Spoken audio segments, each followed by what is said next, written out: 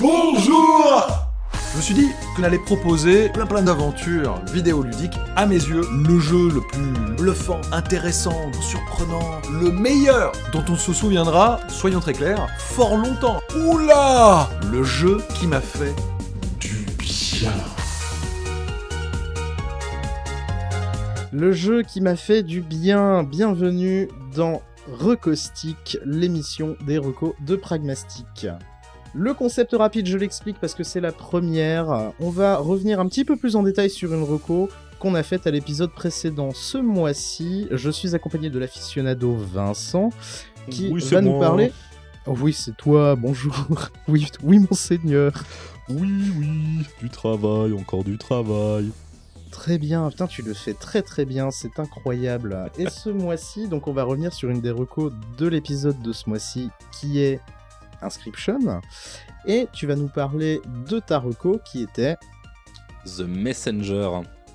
The Messenger. Alors, t'en as un petit peu parlé dans Pragmastic, mais est-ce que tu peux nous faire le petit pitch que tu ferais pour vendre des délicieuses brioches? Un petit elevator pitch pour vendre des brioches dans un ascenseur. Bah, bien sûr. Et éventuellement des crêpes bretonnes. Ah, ça c'est le pitch paysan breton. C'est pas pareil. Putain, t'as vraiment de la chance que je sache pas faire le bignou nul des recettes de Madame Loïc. Hein.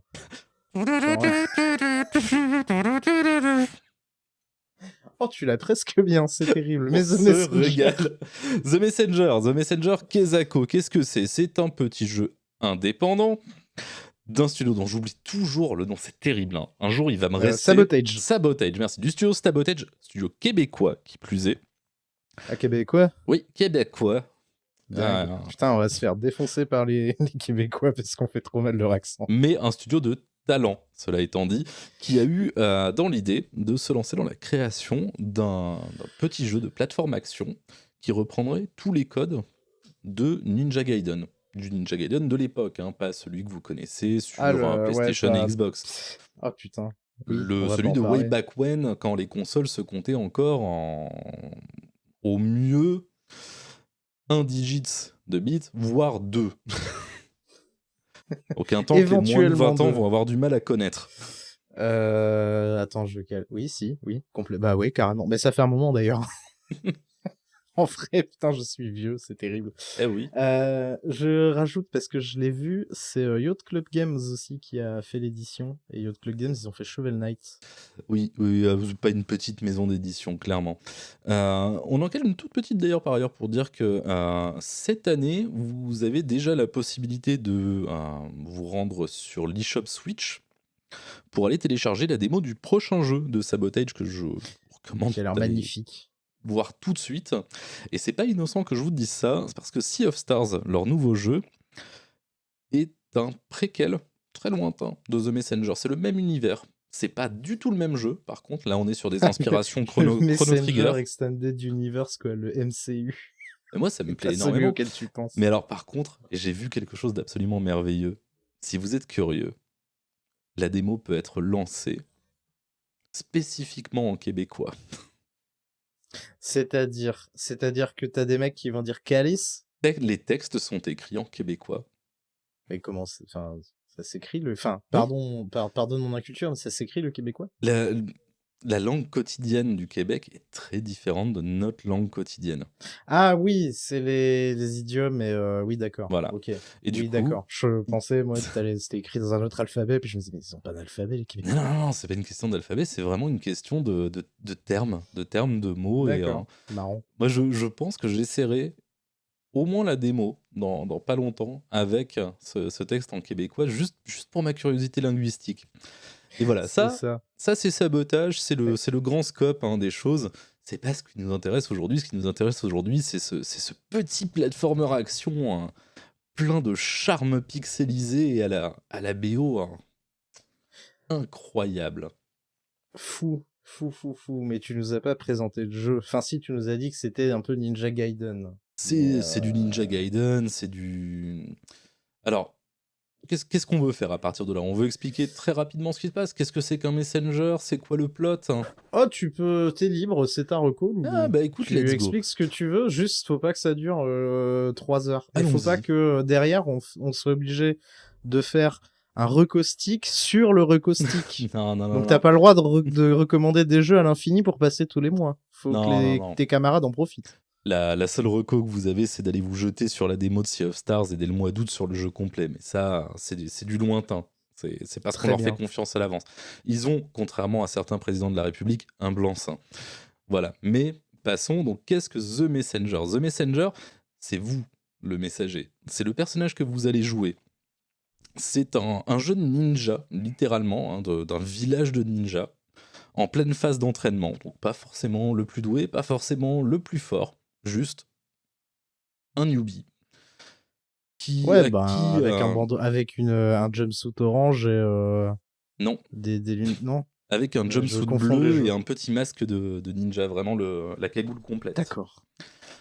Et Ryu Hayabusa, quoi. Voilà. Et à ce jeune garçon, à ce jeune ninja, on dit un jour viendra le héros venu de l'Ouest, et quand arrivera le héros venu de l'Ouest, nous pourrons enfin être délivrés de la présence des démons et du mal qui ravagent nos terres. Je suis là, très bien.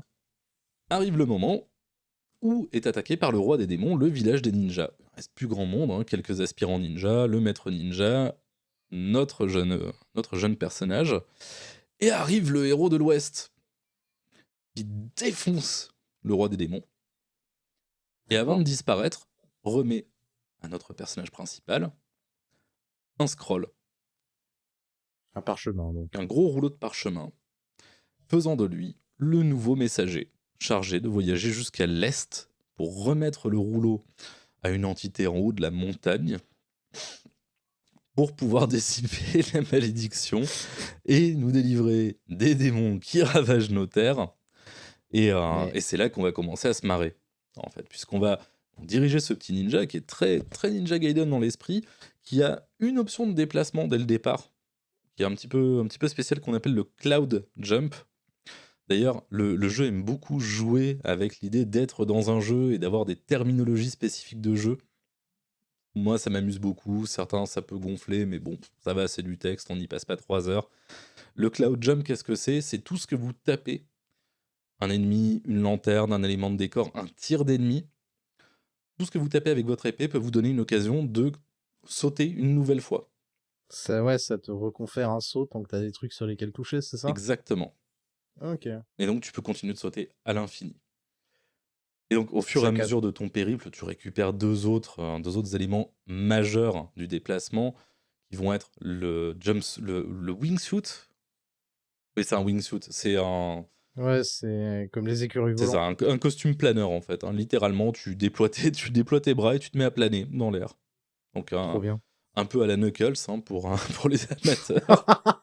En anglais sud, à Mitlamite. Mitz, tu passes par là, voilà, c'était pour toi. Voilà, big up à toi. Sachant que tu peux aussi débloquer une attaque en wingsuit qui te permet de récupérer du cloud jump en wingsuit. Ouh. Et le dernier, ma préférée, la robe dart. On te le donne, on te dit c'est une fléchette à cordes, une robe dart. Et quand le vendeur te le donne, il te dit explicitement on l'appelle robe dart, mais on se fait aucune illusion sur le fait que vous l'appellerez tous le grappin. Évidemment. Parce que c'est littéralement ce que c'est. C'est tu appuies sur B, ça grappine devant toi.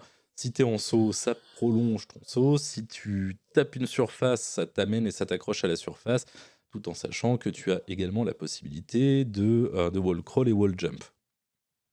Et voilà à peu près l'étendue. Il n'est que horizontal du coup ce grappin.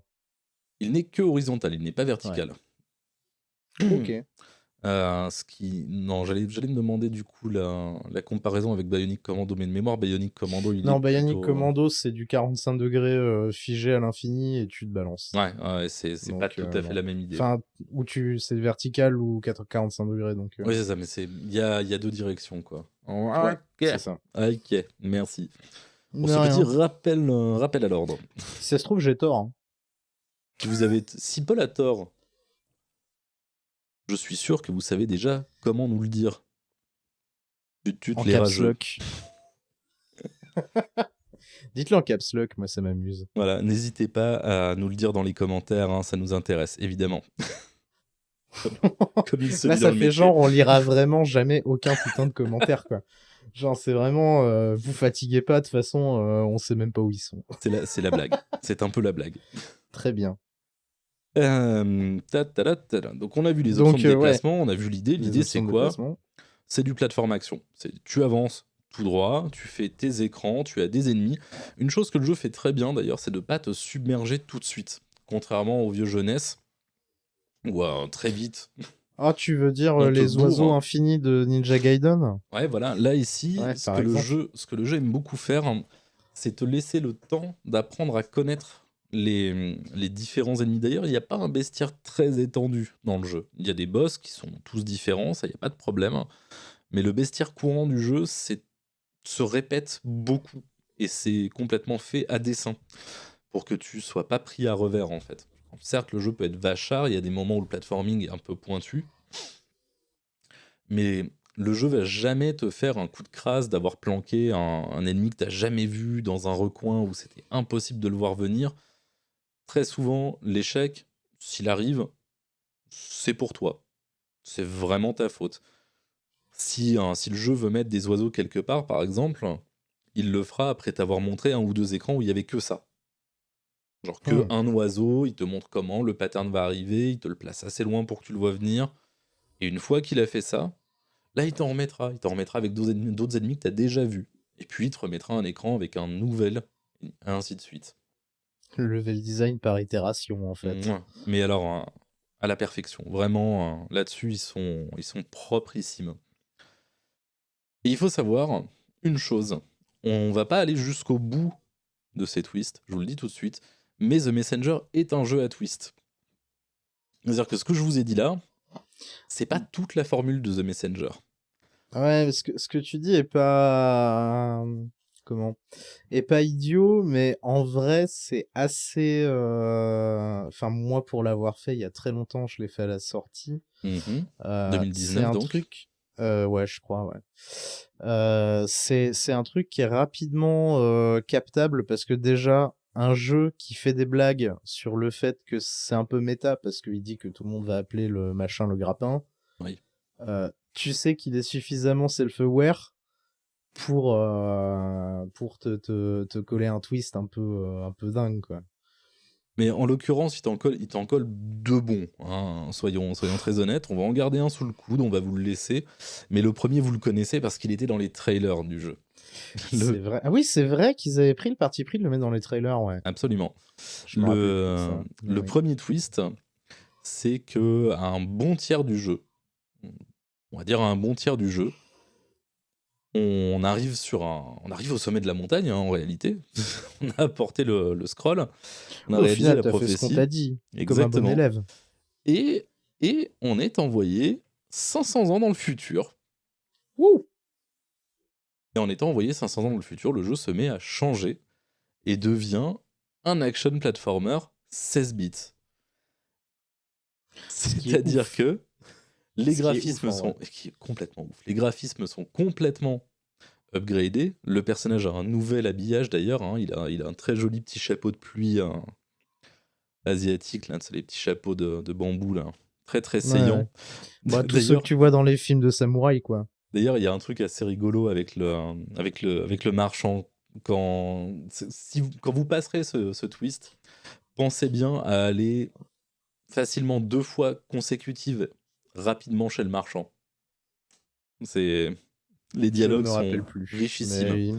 Il me semble que les dialogues sont succulents, ouais. Et il me semble également que la VF est pas si nulle. Oui, bah, c'est de la traduction texte. Hein. À partir du moment où il n'y a pas de voix, il y a moins de risques.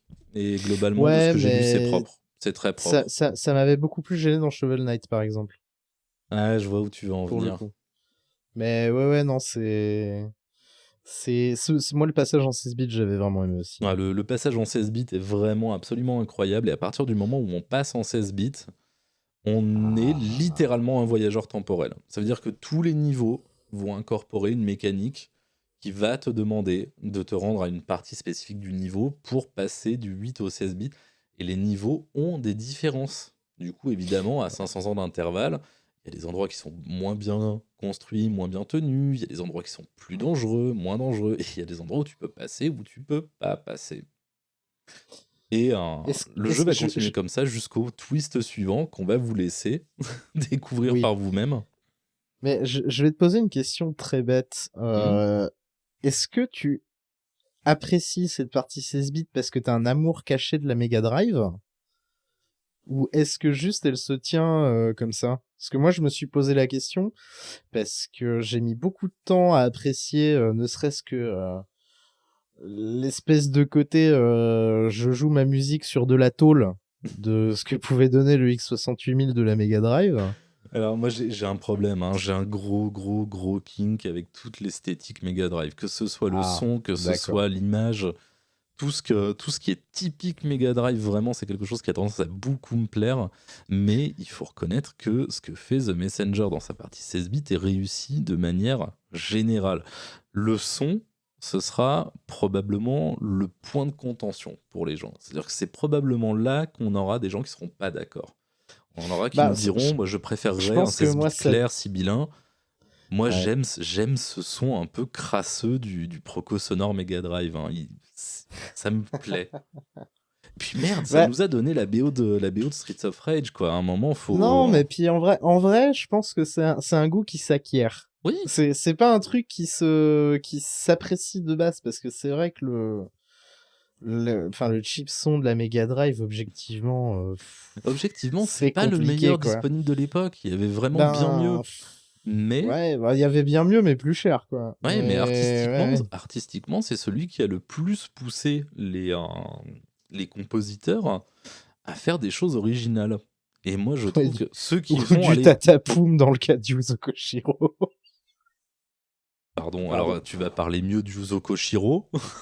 Mais j'adore Yuzo Koshiro, mais faut reconnaître qu'il fait que du tatapoum, excuse-moi. Un jour, il est allé en boîte, il a trouvé ça incroyable de se prendre 320 décibels dans la gueule avec une sono pourrave nulle, et il s'est dit, ah ouais, ça tape, je vais en refaire. Mais ça en fait pas de la mauvaise musique, c'est juste que ses influences sont évidentes. Il le refait de façon absolument exceptionnelle, par contre. Hein. Moi qui suis pas un gars du tatapoum, je suis un gars de Yuzo Koshiro, par contre, hein, tous les jours que Dieu fait.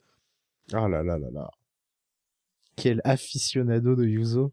Mais oui, je vais pas mentir là-dessus, hein, mais globalement, même il y a plein d'OST de vieux jeux Mega Drive que j'ai un plaisir à écouter. Je sais pas, c'est marrant, ce petit craquement sonore, cette espèce de dégueulasserie un peu. Cette dégueulasserie métallique du X68000, putain. Ouais, non, mais totalement incroyable. Mais quand t'as cette nostalgie-là qui est engrainée en toi, je sais pas, il y a quelque chose. C'est un plaisir d'esthète, quoi. Hein, c'est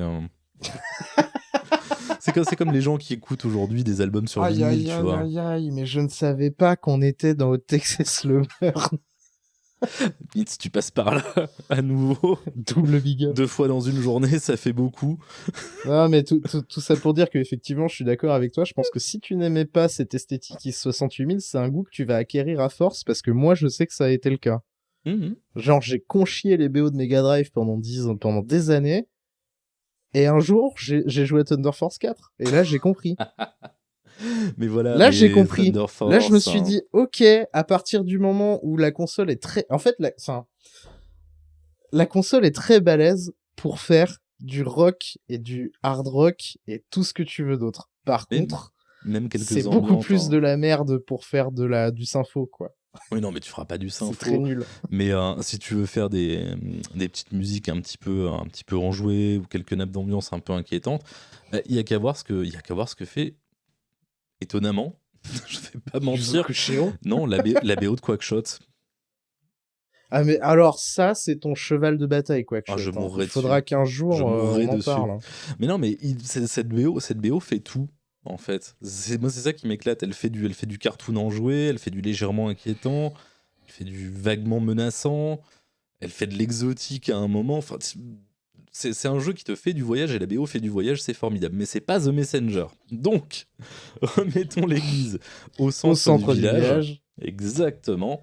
Et jouer à Messenger, bordel. Parce qu'une fois qu'on a parlé de la partie 16 bits, il vous reste encore un bon gros tiers de jeu.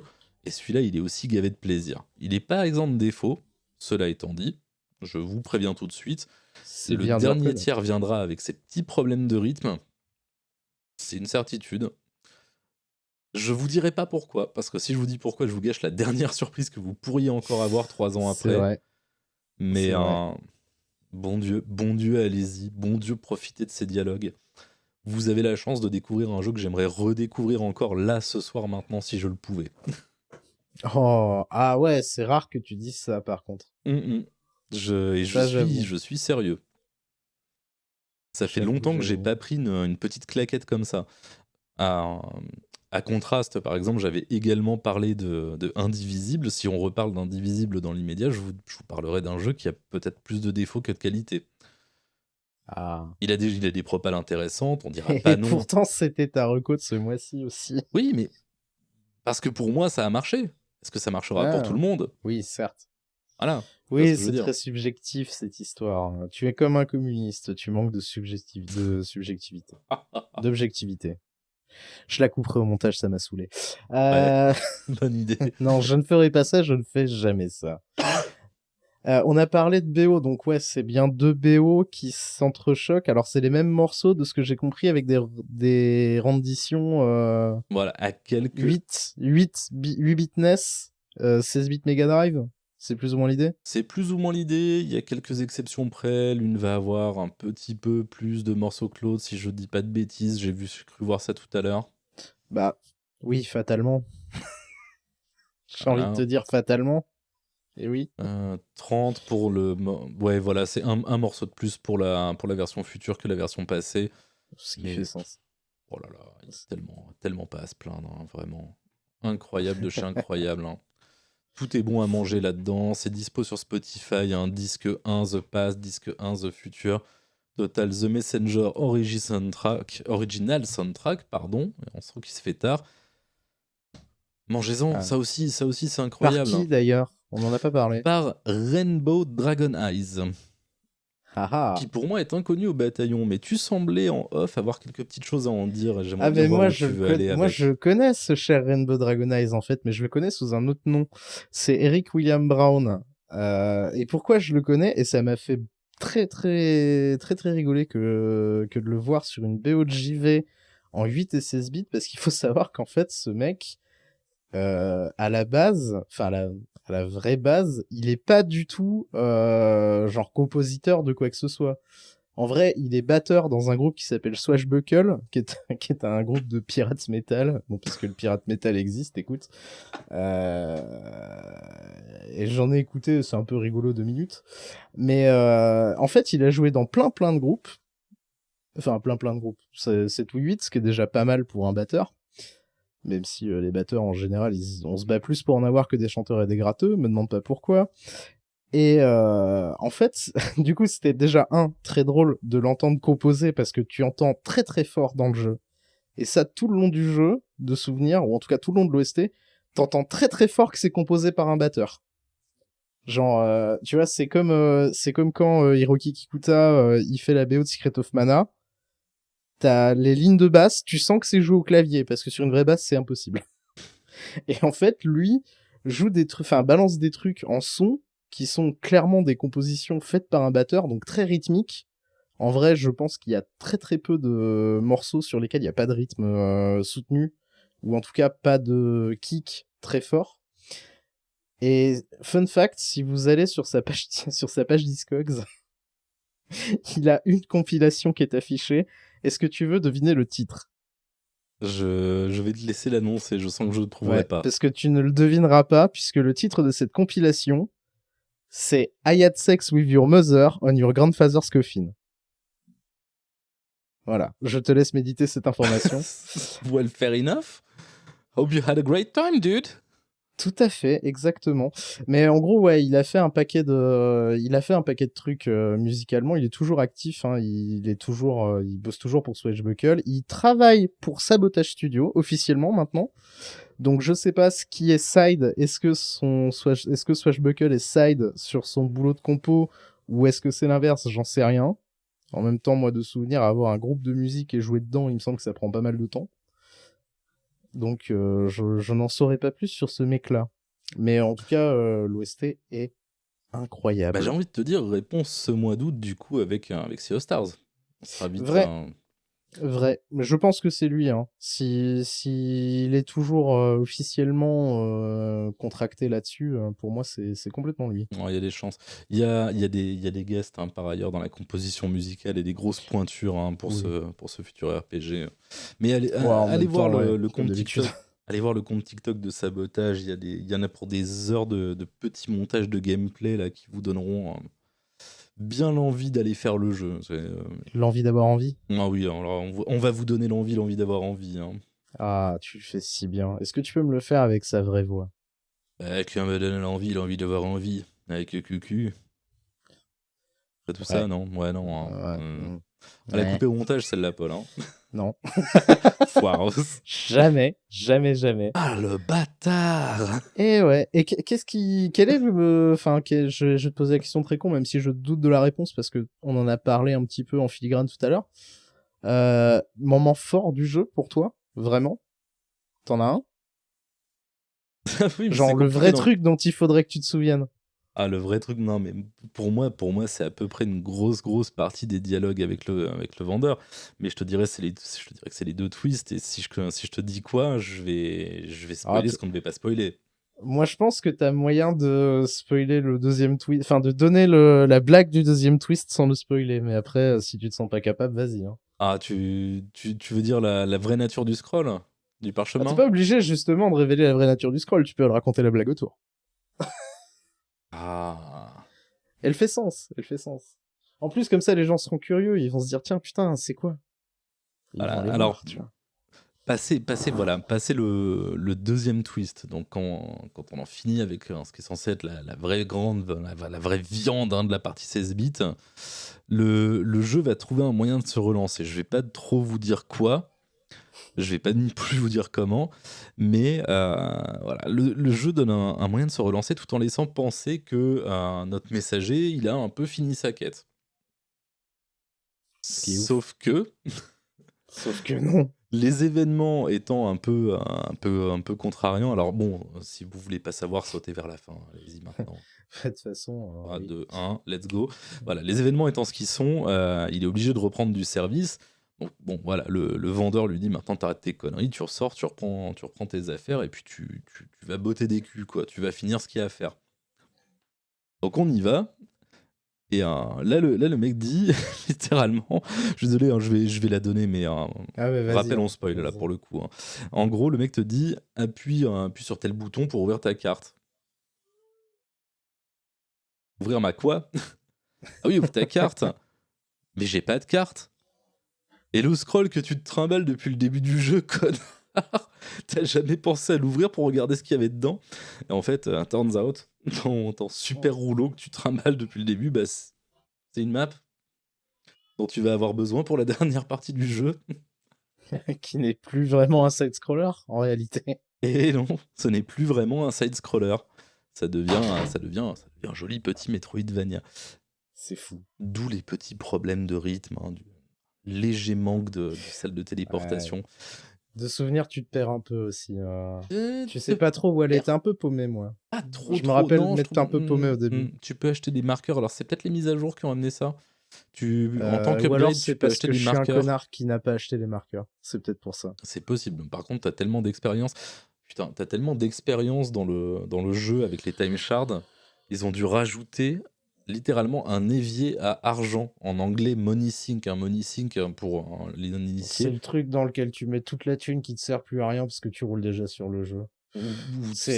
Voilà. C'est le money sink, c'est les merdes que vous avez à la fin de Hades pour dépenser la monnaie que vous pouvez plus dépenser ailleurs. Exactement. Et là, littéralement, en fait, ça je peux vous l'expliquer sans rien spoiler, mais je vous la fais quand même parce que je la trouve exceptionnelle. Le money sink au départ, dans les premières mises à jour, tu balançais juste tes time shards dedans. Et le vendeur te disait, mais non, mais je te jure, il va rien se passer. Enfin, arrête, tu gâches ta thune. Alors pour le coup de souvenir, il se passait vraiment rien, ouais. Il se passait vraiment rien. Et en fait, au bout d'un moment, ils ont mis le jeu à jour.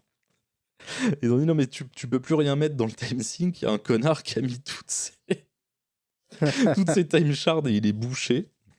Incroyable. Et dans une ultime mise à jour, qui est celle qui a cours aujourd'hui, le vendeur te dit « Ah, au fait, je t'ai installé un money sync, mais comme il est bouché parce que quelqu'un a mis trop de time shard, il faudrait que tu trouves un outil pour le déboucher. » Et en fait, il faut que tu parles à un autre PNJ dans le jeu, je vous dirai pas lequel. Malheureusement, ce n'est pas la brosse à chiottes sacrée. Ah, c'est pas loin. C'est vraiment, c'est genre une clé à molette dorée ou une connerie du genre. Et en fait, ça va te coûter 10 000 time shards pour l'emprunter, pour réparer l'évier. Et cette fois-ci, en fait, quand tu utilises l'évier, ça te téléporte en dessous de la boutique, dans une nouvelle boutique où tu peux acheter des figurines de tous les monstres et de tous les boss, qui coûtent un pognon de dingue. Quel enfer. Mais je trouve, cette histoire-là, je vous la donne parce que c'est des choses où vous pourrez pas, les anciennes mises à jour, vous pourrez plus les vivre. Donc, j'avoue. Moi, je suis un peu déçu d'ailleurs de ne pas avoir vécu ça petit à petit. C'est magnifique. Je trouve la blague magnifique. Le money sync. Quelle bande de putain de génie, quoi. En vrai, après, je pense que si t'as fait le jeu à la sortie, t'as peu de chances de le relancer après. Hein. Mais voilà. Un dernier conseil que je vais vous donner aussi, toujours dans la boutique, il y a une armoire. Je vous invite à insister pour essayer de l'ouvrir. C'est cadeau, ça me fait plaisir. C'est pour moi. Ok, incroyable. On a parlé beaucoup de la musique, on a parlé un petit peu beaucoup de I Had Sex With Your Mother on Your Grandfather's Coffin. Tu as envie de nous coller une petite track là qui nous gouaillerait un petit peu? Pour moi, la track, hein, la bonne track, c'est la track, encore une fois, de la boutique. Vous allez y passer tellement de temps. Autant tout de suite apprendre de quoi il s'agit. Je vous propose la version 16 bits. Moi, on en a parlé en off tout à l'heure. Pour moi, la version 16 bits est supérieure, mais c'est très subjectif. Pour moi, les deux sont extraordinaires, mais à la réécoute, The Shopkeeper, la version 16 bits, donc l'album Disc 2 The Future de l'OST The Messenger. Oui. La version légèrement supérieure entre les deux. C'est pas l'étranger, mais de toute façon, ce son dégueulasse Mega Drive, donc forcément, moi je suis là pour ça. Hein. Après, de toute manière, si vous voulez vous faire une idée, alors ça y était à l'époque, mais je ne sais pas si ça y est encore, je crois que l'OST de Messenger est sur le Bandcamp de Rainbow Dragon Eyes.